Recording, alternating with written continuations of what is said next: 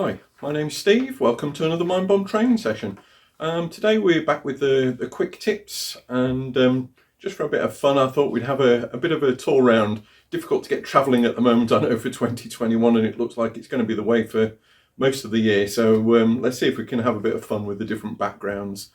Today I want to talk to you about productivity again, just some quick tips on basically for all of the people that seem to struggle not to have enough hours in their day, and just a few ideas about how you can actually make the most of every hour in every day for your work, for your business, or otherwise, as it's titled, How to Become a Productivity Ninja, is very much the way that you've got to look at it.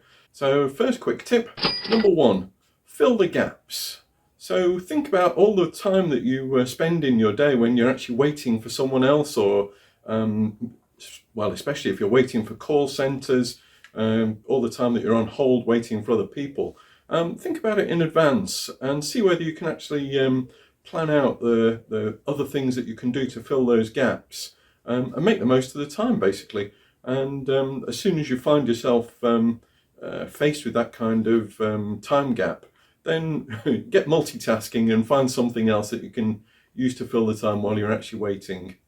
So tip number two is to delegate. And I know you might think that's difficult for a small business. If there's only a few of you, then delegation can be difficult. But what I want you to think about is how you can actually delegate work to outside specialists. If there's something that you struggle with, if there's something that's a real time soak for you, then think about whether you can delegate the whole of that job and get yourself a specialist that knows what they're doing.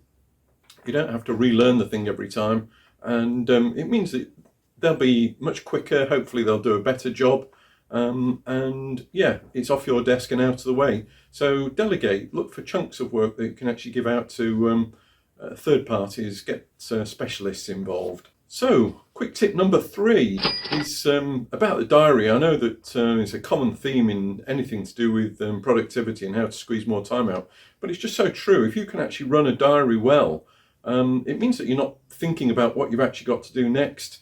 It's all planned out in advance, and you can actually allocate time to the specific jobs, particular things that you've actually got to get done that day, and run a diary. The more efficiently that you run it, the better.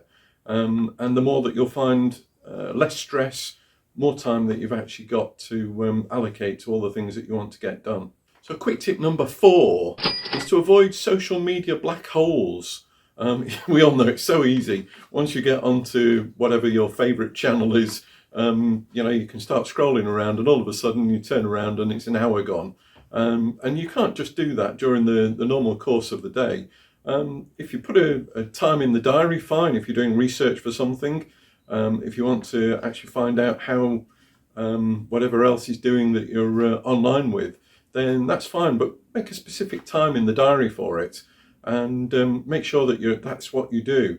It's fine if you want to check your emails over breakfast in the morning. That's one thing. But really, in the main core of the day, you need to be able to keep that time for preparing for your meetings, looking at other things that you need to be doing further in advance, and avoid the social media black holes. So quick tip number five, and the last one for today, is rewards. I think it's really important to have a positive spin on your productivity. You can't make everything about piling pressure on to get things done, and it's got to be a positive effort as well.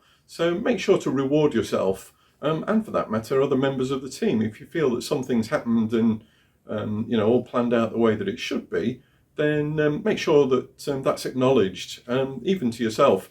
If that's just a trip to the cafe for a sit down, just to relax and half an hour out, then that's fine. But make sure that you actually allocate time to give yourself the odd reward when you know that things have done well and you've actually had a very productive day.